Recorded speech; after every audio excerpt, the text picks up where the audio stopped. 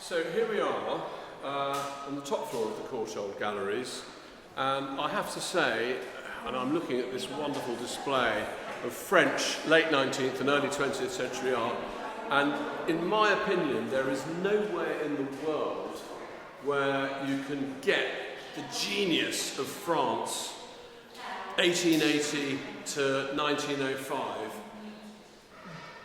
in more concentrated and fantastic a form, just masterpiece after masterpiece, than here. Musée d'Orsay in Paris, you'll get loads of great things, but not quite every painting a masterpiece. In a way, I think of this as the National Gallery of French Impressionism and Post-Impressionism, mountain peak to mountain peak. I mean, look at this. If you can look at it, look at that great painting by Gogh. Sinister, brilliant, urban impressionism, 1871, the blur, the impulse, the outline, a woman, melancholy, ennui, city life, woman with a parasol, another great Gogh. Manet, look at this, oil sketch for the Déjeuner sur l'Herbe. Need I say more? Parisian picnickers engaged in some strange ritual which we'll never understand. They've probably arrived on the train. They're flouting normal bourgeois morality. It's a mystery. Look at this. Cézanne. 1875. Cézanne, one of Cézanne's great small pictures.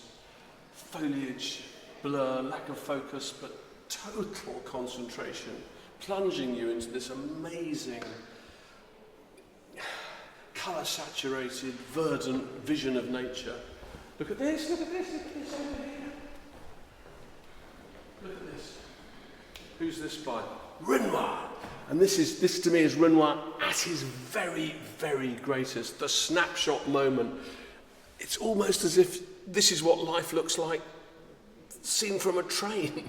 You know, he could be seeing this through a train window as it rushes through the landscape. Everything's out of focus, colour blur, brilliance. Sizzling.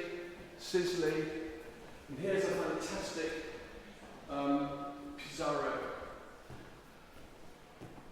Isn't that wonderful? A touch of London, Lordship Lane Station in Dulwich.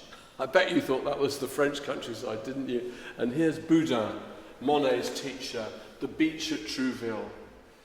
Foretaste of the astonishing abstractions of the late 20th century. Sky, beach, The beach for Boudin is the kind of archetypal version of the canvas. It's a place where things appear as they appear on a canvas.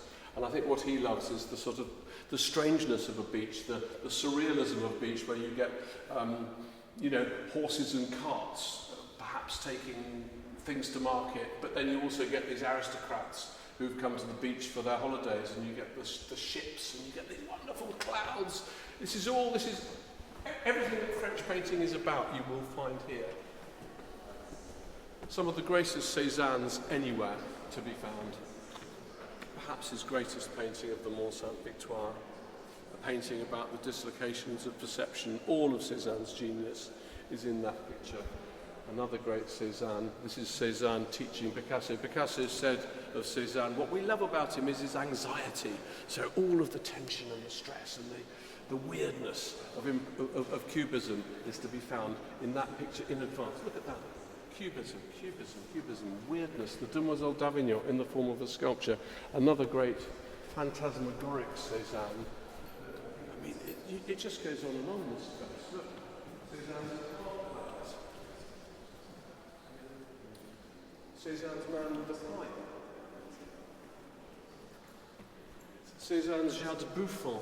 I mean, this is the greatest small run of Cézanne's that you'll find anywhere in the world.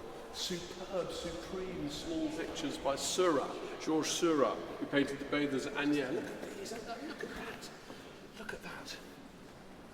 Isn't that just fantastic? Here's Seurat Pointillism. I mean, it goes on and on and on. Okay, look, if you think you've seen, look.